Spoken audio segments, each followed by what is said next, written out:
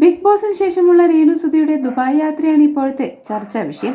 ഒരുപാട് പേർ രേണുവിനെ വിമർശിച്ചിരുന്നു. അതിനിടയിൽ രേണുവിനെ അഭിനന്ദിച്ചു വന്ന കുറിപ്പാണ് ശ്രദ്ധ നേടുന്നത്.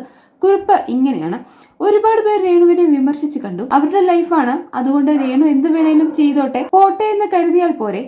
ചിലപ്പോൾ ഇതാണ് അവിടെ എന്ന് അറിയാതെ കയറിപ്പോയതാകും, ചിലപ്പോൾ അറിഞ്ഞുകൊണ്ട് കയറിപ്പോയതാകും. ബാർ പബ് സെറ്റപ്പിലാണെന്ന് അവിടെ എത്തിയ ശേഷമായിരിക്കും മനസ്സിലായത്. എന്നാൽ professional ethics Renu Sudhi keep ചെയ്യുന്നുണ്ട്, കൃത്യമായി പ്രമോഷൻ ചെയ്യുന്നുണ്ട്. ഈ ഒരു വിവാദം കാരണം രേണുവിനെ ദുബായിലേക്ക് കൊണ്ടുപോയവരും ഹാപ്പിയായി കാണും. പ്രതീക്ഷിച്ച പബ്ലിസിറ്റി അവർക്ക് കിട്ടുന്നുണ്ടല്ലോ. ബിഗ് ബോസിൽ നിന്ന് ഇറങ്ങിയപ്പോൾ തന്നെ ദുബായിലേക്ക് ക്ഷണം വന്നിട്ടുണ്ടെന്ന് രേണു പറഞ്ഞിരുന്നു. ഈ റെസ്റ്റോറന്റിലാണെങ്കിൽ ബാറാണെങ്കിലും വലിയ വിഷയമൊന്നുമില്ല. ബിഗ് ബോസിൽ നിന്നും പുറത്തു വരുന്നവരൊക്കെ ഇങ്ങനെ ദുബായ് അവസരം വരാറുണ്ട്. അത് സ്വീകരിക്കണോ വേണ്ടയോ എന്നത് നമ്മുടെ ചോയ്സാണ്. നല്ല പേയ്മെന്റും ആളുകൾ വാഗ്ദാനം ചെയ്യാറുണ്ട്. അതുപോലെ തന്നെയാണ് രേണുവിന്റെ ദുബായിലേക്കുള്ള പോക്കും.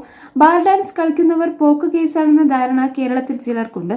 ദുബായിലെ പബ്ബിൽ ഫാമിലീസ് തന്നെ ഫുഡ് കഴിക്കാനും എൻജോയ് ചെയ്യാനും വരാറുണ്ട്.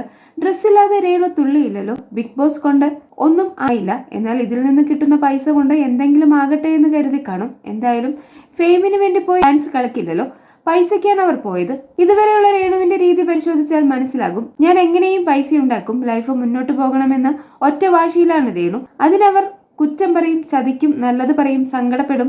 പൈസ ഉണ്ടാക്കണമെന്ന ലക്ഷ്യമേ രേണുവിനുള്ളൂ. അവർ അത് തുറന്നു പറഞ്ഞിട്ടുമുണ്ട്, കാണിച്ചിട്ടുമുണ്ട്. പൈസ ഉണ്ടാക്കിയാൽ ആരെയും കൊല്ലുകയോ മോഷ്ടിക്കുകയോ ചെയ്തിട്ടില്ലല്ലോ. ബാർ ഡാൻസർ എന്നത് പ്രൊഫഷണൽ.